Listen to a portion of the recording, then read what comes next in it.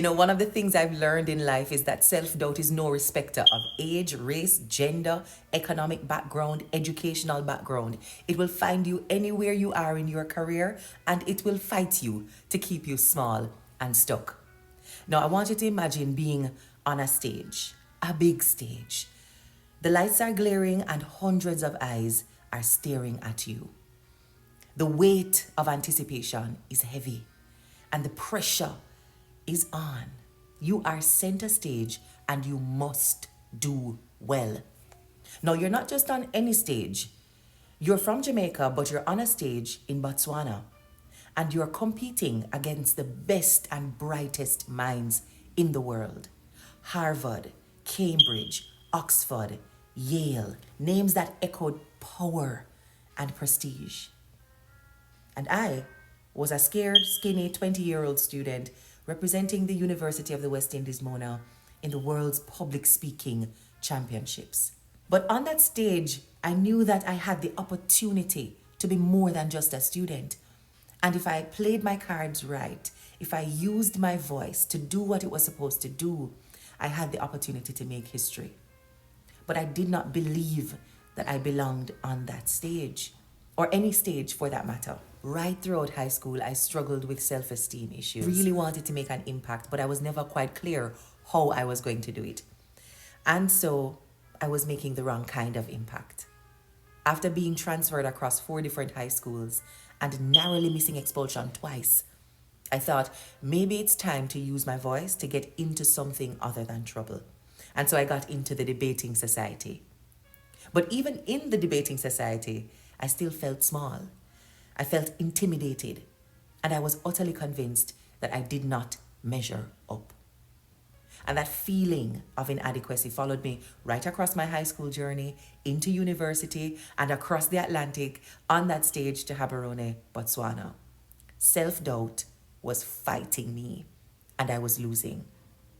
But you know what also followed me across the Atlantic? My debating coach and mentor, Mr. Carlton Lowry. He saw something in me that I simply could not see in myself. And he believed in me to the point where I had no choice but to believe in myself. I remember specifically the moment I was telling him all the reasons I was too inadequate to enter this competition and make any real impact. And he said to me, words I will never forget, "Crystal, you can do this and you can win this. Your playing small does not serve the world. So stop shrinking back." So while my mind was telling me, who are you? Who are you to compete against minds from LSE, MIT, Princeton? You, a scared, skinny black girl with her afro from Jamaica. While I was saying, who are you? Mr. Lowry was right there reminding me exactly who I was. Now that speech, that pep talk, ignited such a fire inside of me. I accepted the challenge of entering that competition. I took on 3 days of rigorous competition, cutting through students from the biggest and most prestigious universities in the world and getting into the finals.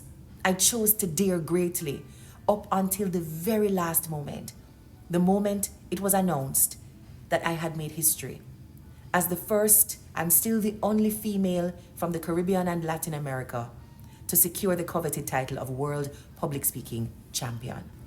Now that pep talk, as I said, did not fuel just that leg of my journey. I have been flying on that fuel ever since. It's that belief that my playing small doesn't serve the world that allowed me to use this newfound moment and platform to expand my impact. And so I went on to become my country's National Youth Ambassador for the Vision 2030 plan. I moved on to lead one of the country's, in fact the region's, most consequential political youth organizations, the PNPYO. I was successfully nominated as one of the country's youngest candidates to ever stand in parliamentary elections. I went on to write a book that now serves people across the world to conquer their fear of failure, of criticism, and of loneliness. Kill Fear, the Art of Courageous Living. I went on to be named by the prestigious Success magazine as one of their most influential voices globally. And I was able to build a successful public speaking coaching business that during the COVID-19 pandemic did not just survive, it thrived. Now across each of those moments and milestones in my life, there's some clear lessons that I've chosen to hold on to, and I'll never let them go. First is that you're never too young or too old to change direction. If you realize that your habits, your behavior, your patterns, your circle, your community, if those things aren't getting you to the goal that you have in mind or in your heart, change direction. I recognize the need to do that at 16. You can recognize it at 60. You have autonomy over your thoughts and your behavior. And your habits over time will build up for you a track record. Is that the track record that you want? Is that the character that you want people to describe? Is that what you want to be known for? If the answer is no, change direction. Choose to do something that is new, that is different, that is uncomfortable, but that you are confident will move you in the direction of your goals. You are responsible as the pilot. You can't take your hands off the wheel, and you simply can't be too frustrated with what's failing to try again at something that might be successful. So where are you sitting down with your hands folded? Where are you choosing to give up? Where are you allowing the momentum to just drag you into an outcome that you do not want? Is this not your life? Is your life not precious and valuable? What do you want it to mean? And what are you willing to change to make sure it means something? The second thing I learned is that many times we don't believe enough in ourselves, and therefore we have to borrow the belief of somebody that's beside us or a few people around us. In psychology, it's called the Rosenthal effect, where if you are surrounded by people who have higher expectations of you than you have for yourself, if they believe in you more than you believe in yourself, if they see strength in you where you see weakness, you are more likely to rise to the occasion and meet those expectations. So that's what my coach did for me when I was in Botswana. I had to borrow his belief in my competence. I borrowed his belief in my skill. I borrowed his belief that I could win because I simply did not have it.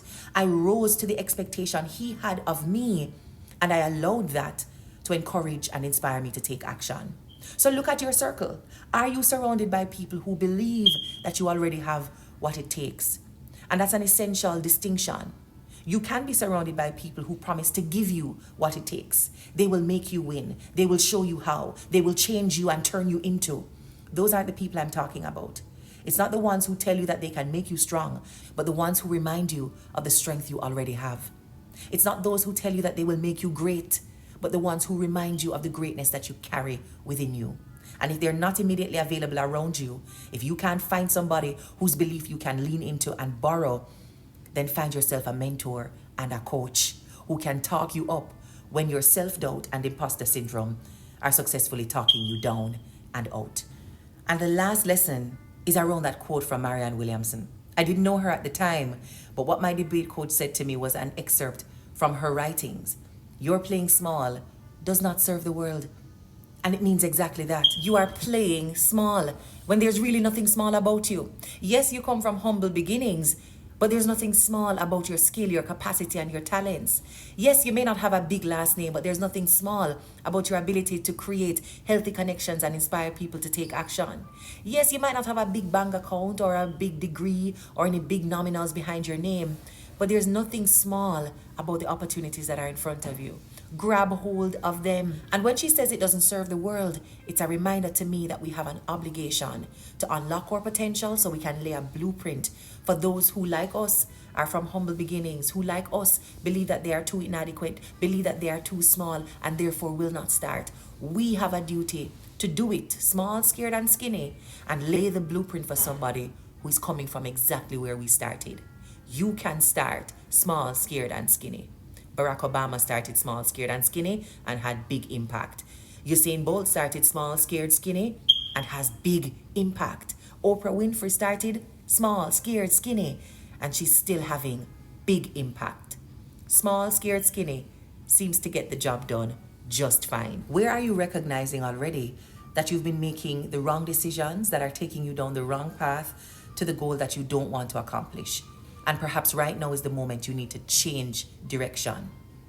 Maybe you're struggling with that question of what direction to go in, and you need a coach or a mentor. Find someone who has walked and won this path before. Allow them to share their wisdom and enhance your ability to make a good decision in this moment. And if you're not believing enough in yourself and your abilities, find someone who believes in you, whose belief you can borrow. and use that to start small. You don't need the perfect opportunity. You don't have to come from the perfect background. You don't have to have the perfect level of confidence. You just have to be willing to start small, scared, skinny, because that gets the job done too. It's time for you to start showing up and speaking up. The world is waiting. In fact, the world is listening for what you bring to the table.